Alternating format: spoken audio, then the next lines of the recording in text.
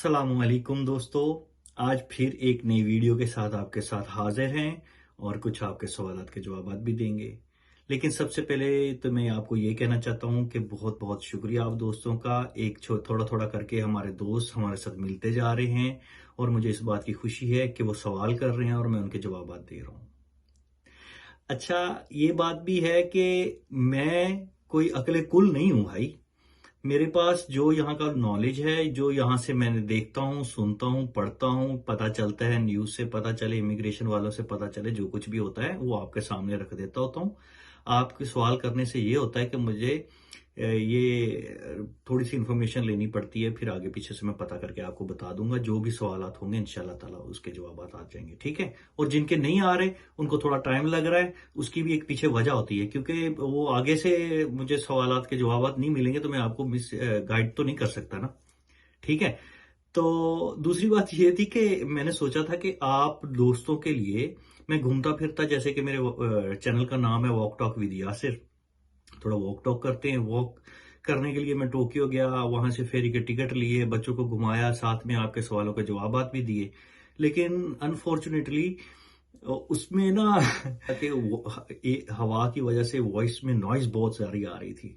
तो मुझे खुद उसकी बाद में आके जब मैंने इसको एडिटिंग करने लगा तो मैंने देखा जिसमें तो बिल्कुल ही काम खराब है।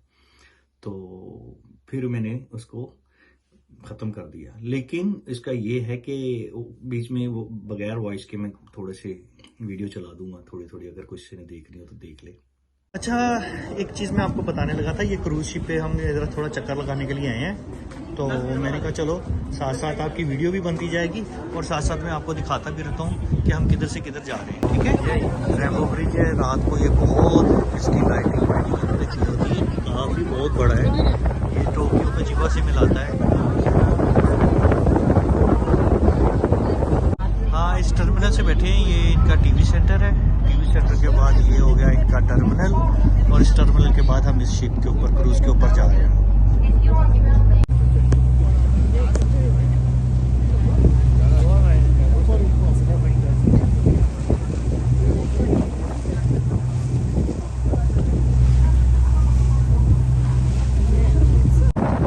ये सामने ये जो ब्रिज करे उसको क्रॉस करके आगे हम जा रहे हैं बिल्कुल अंदर उसके टोक्यो के। तो आपको जैसे पता है कि टोक्यो एक कंक्रीट की जंगल है, कंक्रीट जंगल है। इसमें इतनी बड़ी बड़ी इमारतें और ऐसे इसको बिल्कुल समंदर के ऊपर खड़ा कर दिया है इन्होंने लाके कि आपकी सोच है क्या लाइव सिटी है। सारे इधर फूल खिले हुए हैं, लोग नीचे बैठे हैं, खाने वाने खा रहे हैं। पता नहीं कहाँ से ये फूलों वाले दरख्त लेके आ जाते हैं, इतने फूल के। ये देखो दरख्त लगा हुआ है, साफ सुथरे बीच जिसपे लोग आ रहे हैं। फॉरेनर्स इसलिए यहाँ पे ज़्यादा आते हैं कि ये सफाई ज़्यादा रखते हैं, वरना समंदर तो अल्लाह का शुक्र है पाकिस्तान में भी है इतना बड़ा, कराची के अंदर।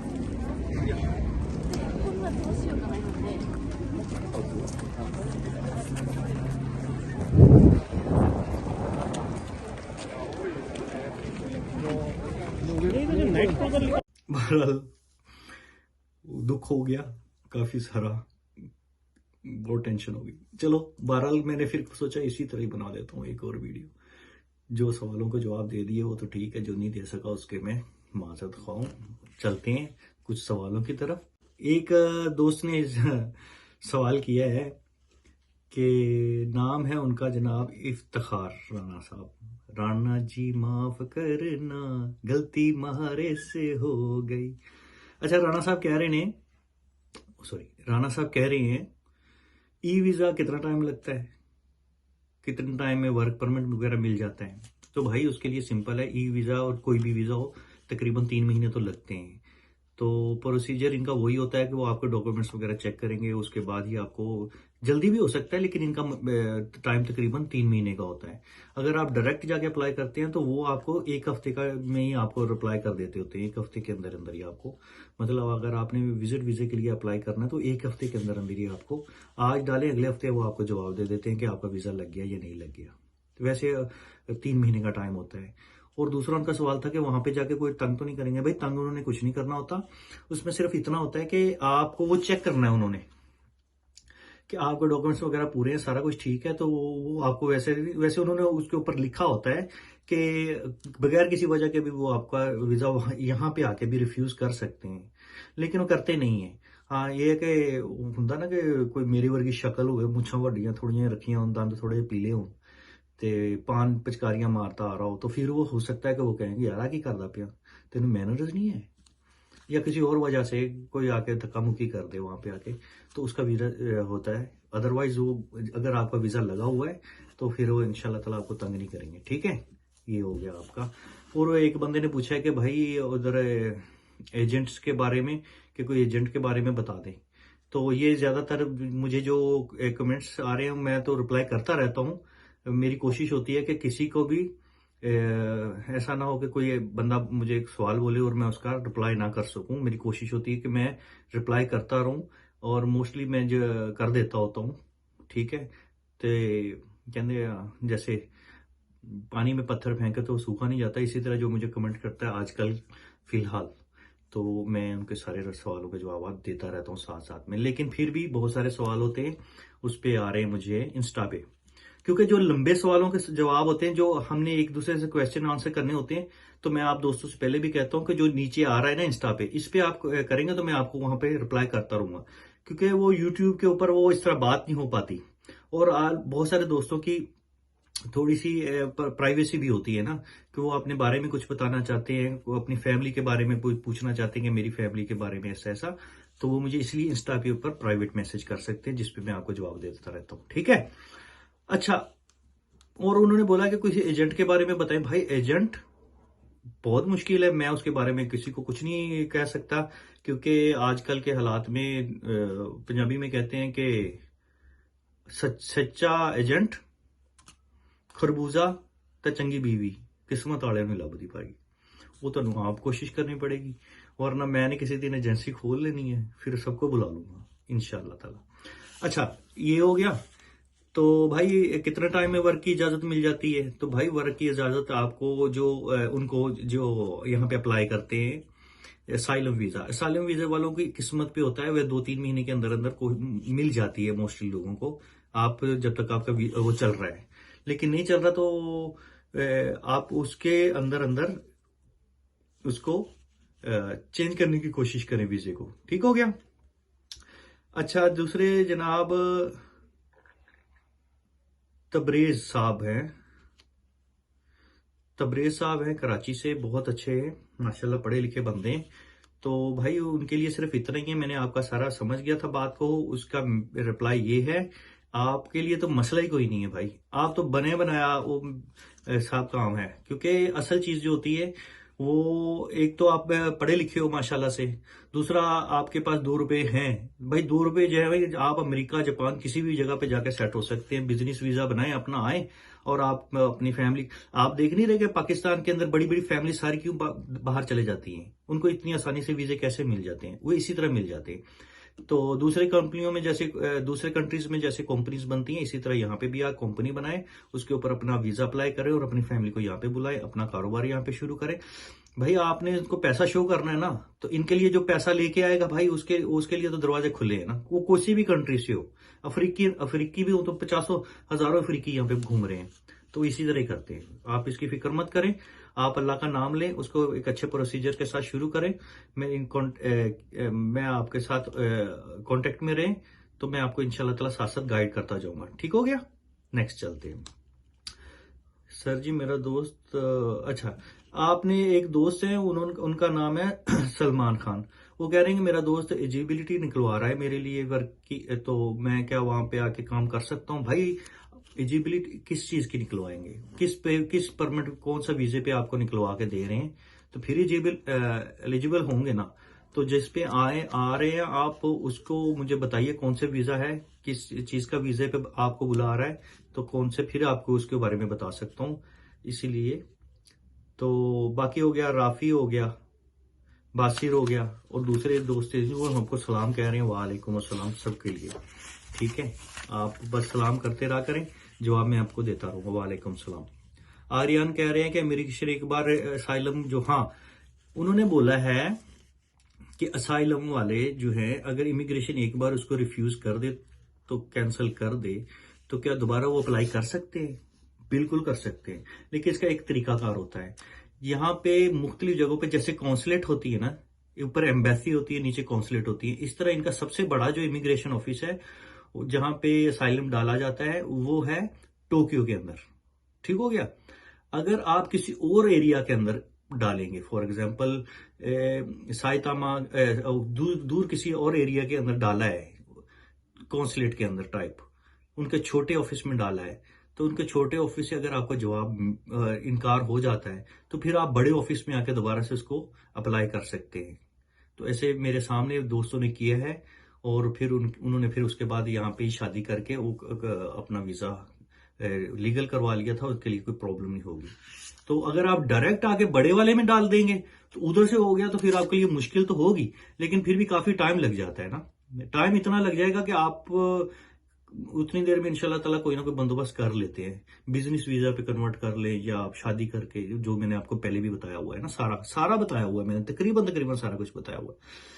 तो फिर भी अगर आपको मेरे पे यकीन नहीं है भाई, आप किसी से भी पूछ सकते हैं, तो इंशाल्लाह ताला मैं आपको सही गाइड करने की कोशिश करूंगा। बाकी गलती कोताही माफ, भूल चुक माफ। अच्छा, वर्क वीजा को बिजनेस, अच्छा क्या, कौन से फाजिल वाहिद कह रहे हैं कि जनाब वर्क वीजा को बिजनेस वीजा में कन्वर्ट कर सकते हैं। बिल्कुल कर सकते हैं।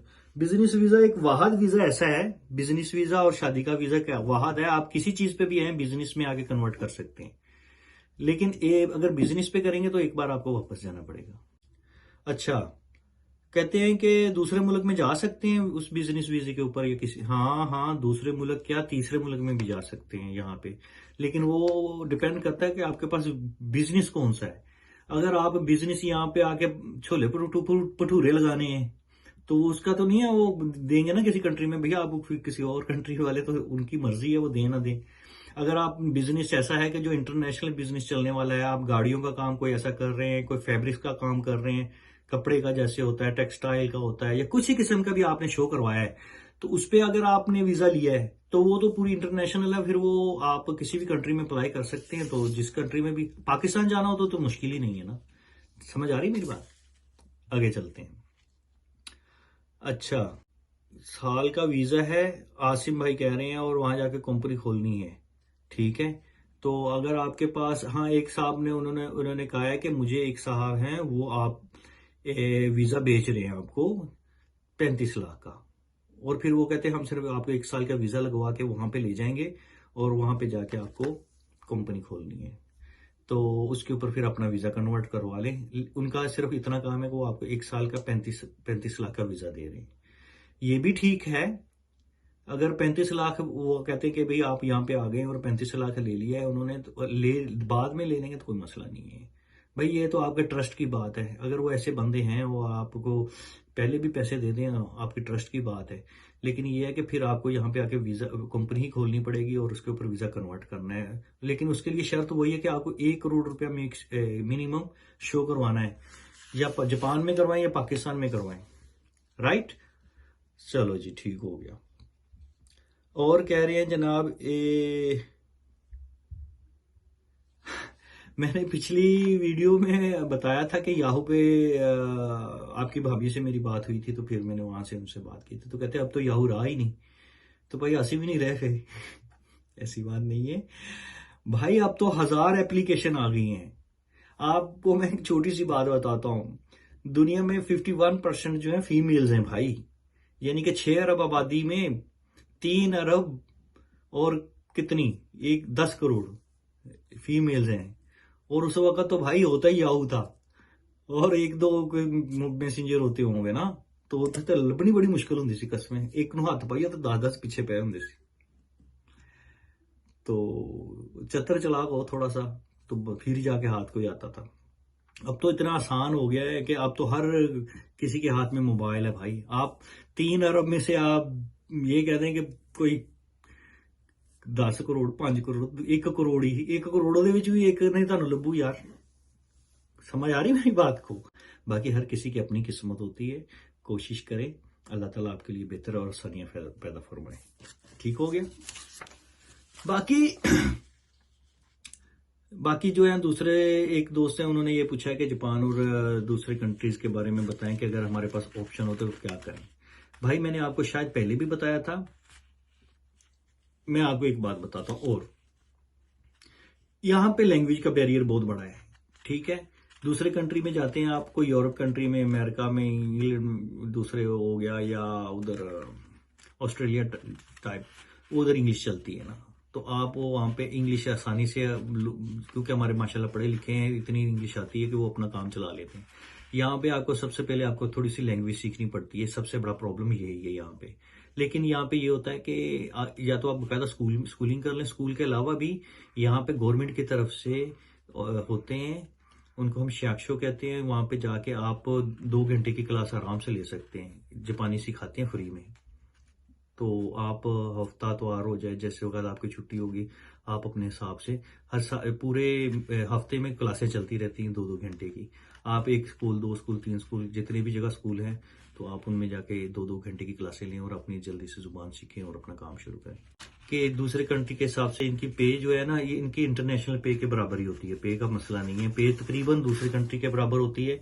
यहाँ पे कम से कम ये है कि आपको नस्ली वो जो तरीके होते हैं ना, उसकी आपको नहीं होती कि आप फॉरेनर हो या आप फलां हो या आप काले हो, गोरे हो, इससे इनको कोई मतलब नहीं है। आप जितनी मेहनत करते हैं आप उतनी यहाँ पे आगे बढ़ जाते हैं।